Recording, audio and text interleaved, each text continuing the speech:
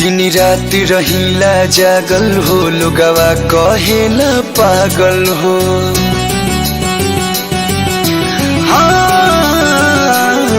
दिन रात रहिला जागल हो लोगवा कहेला पागल हो।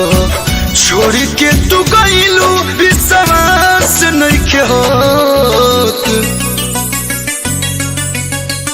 प्यार में इतना दर्द दिहलू बर्दाश्त नइखे होत। प्यार में इतना दर्द दिहलू बर्दाश्त नइखे होत।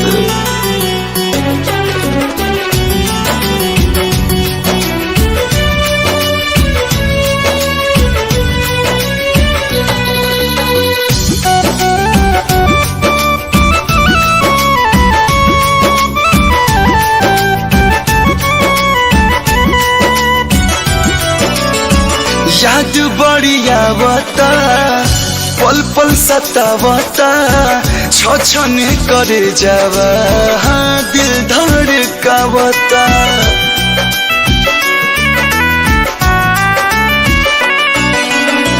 याद बढ़िया बता पल पल सतावता छछन करे जावा दिल धड़कावता। तोहरा बात के हूँ हमर खास नइखे हो। प्यार में इतना दर्द दिहलू बर्दाश्त नइखे हो। प्यार में इतना दर्द दिहलू बर्दाश्त नइखे होत।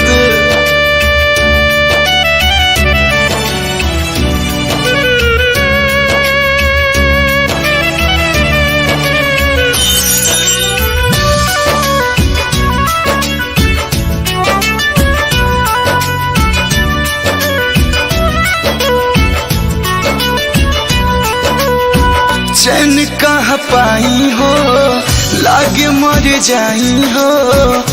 हंसता सभे कलू दुख कैसे बताई हो।